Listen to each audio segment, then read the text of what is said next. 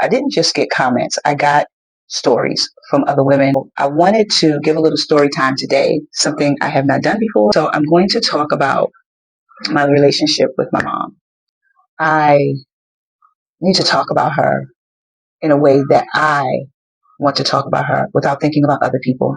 And the words of the song is I love you, a bushel and a peck, and a hug around your neck. It's such a cute song.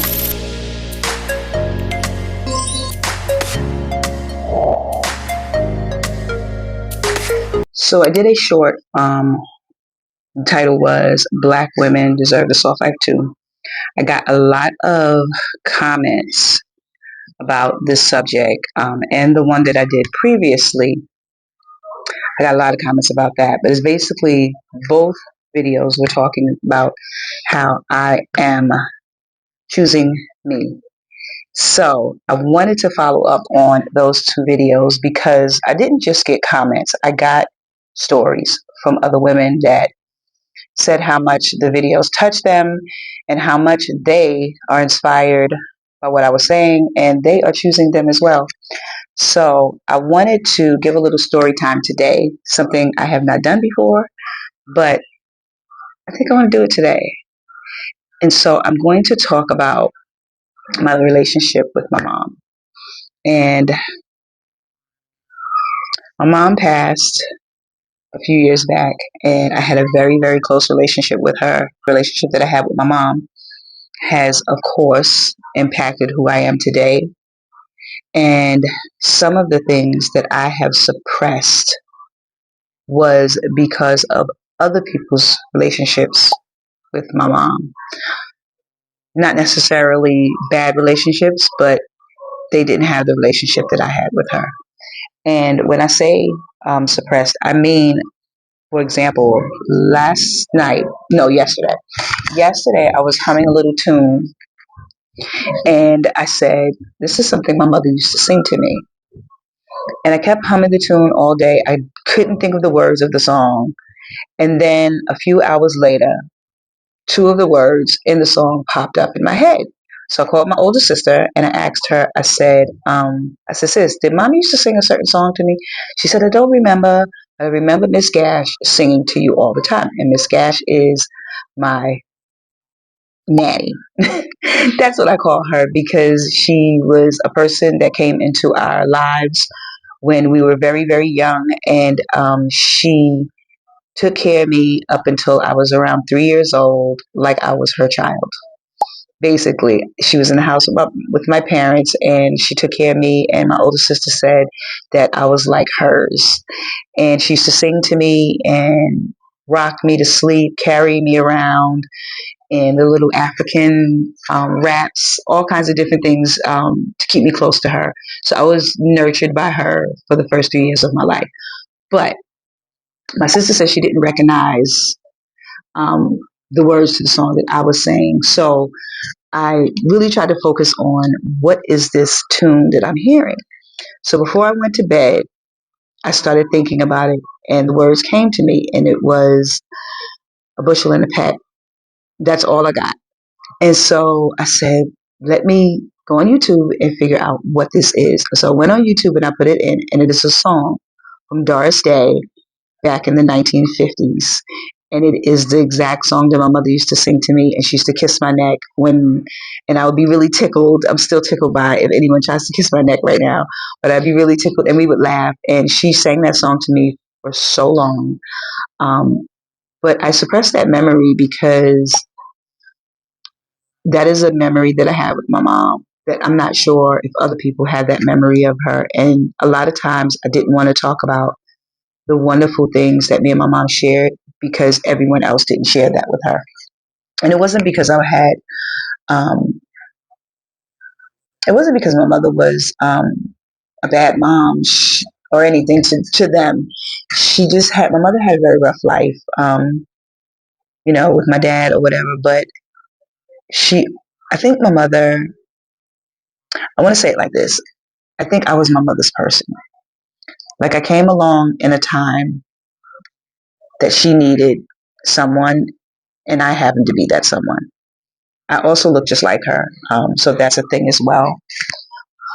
But I don't want to I don't want to suppress those memories of her any longer because I believe that those things are going to help me in this next phase of my life. And not only are they're going to help me, but they're going to help me help others because I need to talk about her in a way that I want to talk about her without thinking about other people.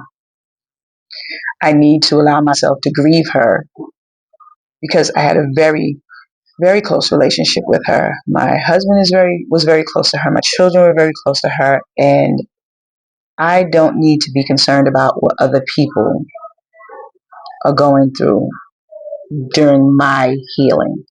And it's a part of my healing because if any of you know what it's like to lose your mom, if you were close to your mom, you know exactly what I'm saying. You know, it's like almost feeling like an orphan. You know, your life changes in a way that it's unexplainable.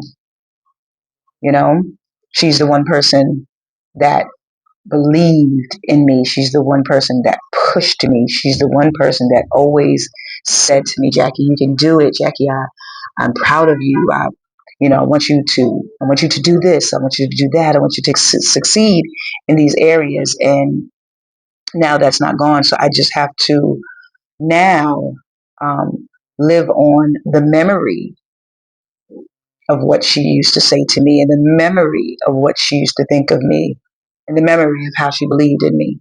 So hearing the words to that song in my head all day just let me know that that's the way she still sees me. And the words of the song is I love you, a bushel and a peck and a hug around your neck. It's such a cute song. But yeah, it's an amazing story. Um, and I just want other people to understand that it's okay to grieve however you need to grieve so that you can heal and get to the other side of this because it is another thing that I am doing in Panama and that I feel like I'm not afraid to do it because I'm not around those people that would maybe frown upon what I'm saying and maybe get offended by what I'm saying. And it's not because I don't care about how other people feel because I actually do. And that's the reason why at 59, I'm just unpacking this. But it is because I need this. I need to be able to hold on to all the memories that I have of her, all the good memories that I have of her because they're really good, really good. Yeah, so I hope that this encourages you to allow yourself to grieve, just like I am allowing myself to grieve in a real time of grieving, not concerned about other people, something that is thinking about what other people might say, how long you're grieving. You know, people give you a certain time to grieve. Grieve, you know, your mom like you're supposed to grieve her and do what's best for you and choose you. That's what I'm doing. All of this is me choosing me and what's best for me and all of the things that come with that. And it's going to be uncomfortable because people like me, and there's probably many of you out here just like me, that has been choosing everyone else except for yourself and thinking about other people's feelings and thinking about other people's um, opinions. This is not an easy task, but I believe that this is something that we have to do to live our best life, to live the way that we're supposed to live. You're not supposed to live your entire life caring about what everyone else thinks or taking care of everyone else and not taking care of yourself, putting yourself last. That's not how we're supposed to live our lives. We're also not supposed to live our lives just working and hustling and trying to figure things out all the time for everyone else. It's our time to live our best life. And if you to join me on this journey of choosing you, the flies, I'm telling you, there's something serious out here. But if you want to join me on this journey of choosing you, you're welcome. You're welcome to join me. Choose you. Think about you. Enjoy you. Enjoy that quiet time. It's just you and God, or you in the quiet space, or you just doing absolutely nothing. Like today,